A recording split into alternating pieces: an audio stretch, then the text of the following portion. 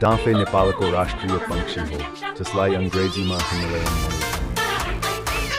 यो हिमालय को सुंदरता को प्रतीक माने છે विशेष करी खर्च देखी हर मीटर को उठाई भाले डांफे अत्यंत रंगीन और आकर्षक होने पोती डांफे सामान्यतया खेरो व खुशरो रंगो भाले डांफे का तावकोमा धातु जस्तो चमकीलो हरियो रंग को सील यसको पुच्छर में रस्ट रंग है उदा खेरी कमर भाग में सेतो रंग पृष्ठ डांफे मुख्यतया नेपाल को हिमालय क्षेत्र का वन जंगलों में बस यो चरा मुख्यतया हिमालय को आकर्षण में महत्वपूर्ण भूमिका निभाते सुरक्षित और संरक्षण करने